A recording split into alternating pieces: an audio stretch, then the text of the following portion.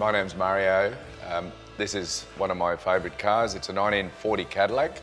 Hot rod. I bought it 9 years ago from Houston, Texas, from a Canadian couple who I'm still in touch with. They live in Canada right now, but one of those awesome cars that you just don't see lying around. I've always liked cars, and AC Cobras and GT40s were sort of what I really loved as a kid, and I did have an AC Cobra, but I sold that recently. Cars, hey, some people do drugs, some people smoke, and some people drink. I get my high on cars. I mean, we were a poor family. We migrated in 1970 from Ceylon, or Sri Lanka as it's called now. But Dad and his brothers, his 6 brothers, they loved motorbikes, and that I've got a 1948 Triumph here in memory of Dad, and a beautiful photo of Dad with his brothers with double-barrel shotguns, in my room there. So, and I've only sort of amassed this collection probably in the last 15 years. Yeah. So up until then, you're raising kids, and you're doing all those things, and I think there's a generation of collectors that are now aging, and we're going to see a lot more auctions coming up. And I've just seen one recently coming up with collectibles like signs and things like that. And I'm sure these guys probably bought them for $100.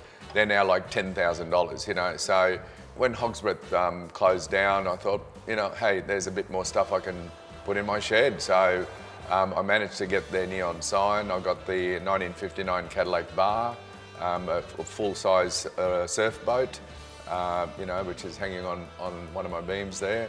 And the booths, so it's kind of all fitted into my shed really well. A friend of mine had just bought a 1941 Cadillac in the US, and she showed me the photo. And it was on one of the marketplace things or something, I don't know, in the US. And I just happened to be flicking through these photos, and I saw this, and I went, wow, that looks like a really cool car, And it was $14,000 US at the time, so this is 9 years ago. And I absolutely loved it. And I rang this dude, and he was Jim and Marla Better, lovely, lovely people, except he was very, very nervous when I told him I was going to drive this thing across from Houston over to LA. And I remember him saying to me, Mario, I don't think I'd be doing that. This is a 79-year-old car. You're trying to drive 3,000 miles, Anyway, I said, hey, Jim, us Aussies are pretty simple, I was going to put it on a tow truck at your place and take it to LA. Well, you know what? If it breaks down anywhere in between, I'll put it on a tow truck. And it did. So there is so many stories I can tell you about this car. And I have just accepted the theory or the spirituality behind it. And I've had the car blessed by the Maoris, and it has been quite good since. But I've also spent a lot of money fixing up electrical, fuel, brakes, everything. This thing, one of the calipers collapsed and fell on the disc when I was on the highway in the US, and it just locked the wheel. I would just come to a stop. Now, it could have happened around a corner and probably could have killed us, but it was on a straight line. The car just pulled up and, it was fine. So whoever's on board was mischievous enough to cause all these things, but not mischievous enough to kill me. The car's been totally gone over. You can probably see up there, there's a top of a Waluzzo jukebox. That was actually in the boot and connected up in the boot of this car.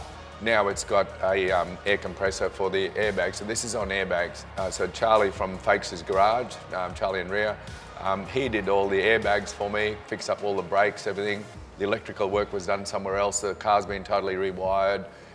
Everything's been gone through it, and I feel a lot more comfortable driving it. But, I still treat it with respect. This has actually got a 390 Cadillac motor in it. Yeah, so it's not the original motor. It would have had a flathead motor in it. It's got gear from the 60s in it. Turbo 700, yeah. So it's got the overdrive and everything in it. So the car has been modified as hot rodders do. So these headlights have been Frenched. The original headlights would have been across here. So they had a big, beautiful round headlight. And sometimes I wish that it was back to its originality, but this is how I bought it. But other than that, it's pretty original, The grille and all those things are original. All of those lights are all original. This is not. This is just to guide you with these big cars to when you're parking them and things like that, so you know where the edge of the car is. Yeah.